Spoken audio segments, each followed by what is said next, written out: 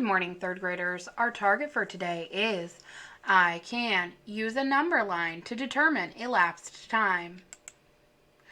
Just like how we can represent time on a clock, you know that we can represent time using a number line. This number line represents every minute from 4 o'clock to 5 o'clock.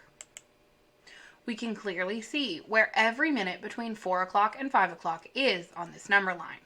For every single number from 4 o'clock to 5 o'clock, there is a tick mark and it's clearly labeled. We can see right where 4:15 is because there's a tick mark at 4:15 and 4:15 is labeled. We can also clearly see that this star is at 4:29 because there's a tick mark for 4:29 and it's clearly labeled. Oftentimes, though, when we represent time on a number line, we cannot see every single minute. In fact, it's pretty common to only see a time every 5 minutes. These 5-minute times act as benchmarks to help us figure out where other times on the number line are, just like on a clock. If I want to figure out where 4:42 is on this number line, I use the 5-minute times to help me. I know that 4:42 is in between the 5-minute times 4:40 and 4:45. When I think about it, I know that 42 is in between 40 and 45. So it makes sense that 4:42 would be in between 4:40 and 4:45. Now I can imagine, or actually draw, all of the times between 4:40 and 4:45.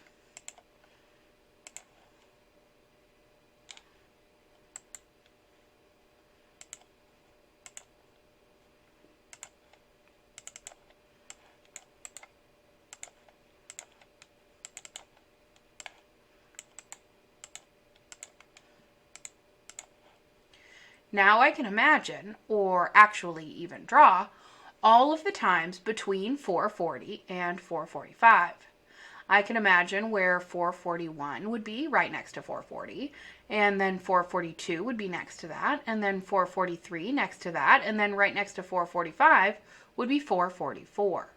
Then, of course, 4:45 is already there. We can see the tick mark for 4:45. I can picture that in my brain, or I can actually draw the tick marks. There's 4:41, and there's 4:42. I was trying to find the time 4:42, so 4:42 would be right there, about halfway between 4:40 and 4:45.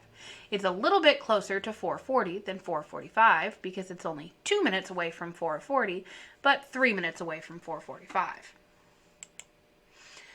I want to plot or show 4:14 on this number line. Which two 5-minute times is 4:14 in between? I agree. 14 is between 10 and 15. So 4:14 would be between 4:10 and 4:15. Great job. Now, if I want to plot 4:14 on this number line, I could either imagine all of the tick marks between 4:10 and 4:15, or I could actually draw them. Here you can see I've added all of the tick marks between 4:10 and 4:15 to show each of the 1-minute times. Right next to 4:10 would be 4:11, then 4:12, then 4:13, then 4:14, and then of course we'd be at 4:15, which there's already a tick mark for. 4:14 is 4 minutes after 4:10 and only 1 minute before 4:15. So 4:14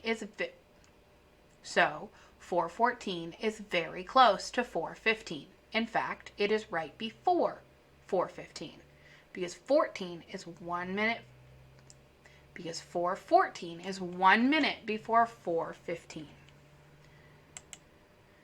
Now I want you to take a look at this number line. You can see that there are 3 points on this number line. Oh, there's a red circle, a blue triangle, and a green star. Where on this number line is 4:51? I respectfully agree. The red circle is clearly at 4:15. That's easy to see. It's right on a tick mark that's already labeled. the blue triangle is at 4:32. You had to imagine where the tick marks would be, and you can see that this blue triangle is clearly about 2 tick marks away from 4:30, or 2 minutes away from 4:30.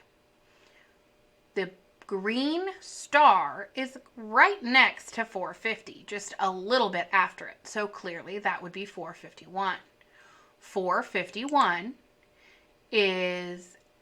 is represented by the green star. Let's go ahead and take a look at another one. Where is 4:08 on this number line? Look at the blue triangle, the green star, and the red circle. Which one of those points represents the time 4:08? I can see that you're really doing some careful reasoning about this number line, because you're right. 4:08 would clearly be the blue triangle, because it's about 3 minutes or 3 tick marks after 4:05 and about 2 tick marks or 2 minutes before 4:10. The green star is clearly just 1 minute or 1 space after 4:20, so that would be 4:21. And this final tick mark, the red circle, is way over here in between 4:40 and 4:45 at about 4:43. So clearly 4:08 is represented by the point with the blue triangle.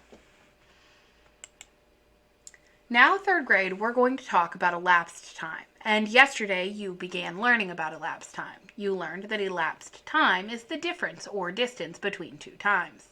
It is the amount of time that passes between 2 times. Yesterday we talked about some real-life examples of elapsed time. Times when you want to know how much time passes between the start and stop of something. For example, if you wanted to know how long you had before bedtime, or how long your break during a Google Meet is. Yesterday, we talked about how number lines are actually a very helpful tool to use when you're trying to determine elapsed time. We even used a number line together to determine the answer to an elapsed time problem. Today, we're going to solve another elapsed time problem together using a number line. But this elapsed time problem will be a little bit trickier than yesterday's. Here you can see that we're going to determine how much time is elapsed between 4 o'clock and 4:17. 4 o'clock is our start time and 4:17 is our stop time. We're going to go ahead and start by actually putting some hands on these 2 clocks to represent the times 4 o'clock and 4:17. I want to show the time 4 o'clock on this first clock. What number on the clock face should my hour hand point to show 4 o'clock? Yes, well, the hour hand will point directly at the 4. And where should my minute hand point? What number on the clock face should my minute hand point at to show the time 4 o'clock? Wow, great job. You're right. To show 4 o'clock or 0 minutes after the 4 o'clock hour, the minute hand would be pointing directly at the 12. We'll go ahead and put the hands on the clock for 4:17 as well. The hour hand will be slightly after 4, but still before the 5, and the minute hand will point 2 tick marks after the 3. Here you can see we have the hands on both clocks to show 4 o'clock and 4:17. Now we're ready to think about this number line that we're going to be using. You can see that I don't yet have all my times represented on this number line. To go ahead and make a number line that would be useful for solving this problem, the elapsed time between 4 o'clock and 4:17, I'll think to myself, what would be the nearest whole hour before 4 o'clock? Well, that's a little bit of a trick question because 4 o'clock is actually a whole hour time. So the first time on my number line should be 4 o'clock. Now 4:17 is of course after 4 o'clock, but it is before 5 o'clock. So if I make a number line from 4 o'clock to 5 o'clock, both my start time and my stop time will fit on this number line. I'll go ahead and make my number line, showing every 5-minute time between 4 o'clock and 5 o'clock. Now we're going to go ahead and plot our start time. It's easy to figure out where the start time, 4 o'clock, goes because there's a tick mark that shows the 4 o'clock time. I'll go ahead and put a point at 4 o'clock and label it the start time. My stop time is 4:17, and that is a little bit trickier to plot on this number line. I see that there is no tick mark showing 4:17. However, I know 4:17 is in between two of the 5-minute times on this number line. Which two 5-minute times on this number line is 4:17 in between? I agree, 4:17 is in between 4:15 and 4:20. It's 2 minutes after 4:15. So I'll go ahead and plot my stop time, my point for the stop time 4:17, about 2 minutes after, or 2 tick marks after, 4:17.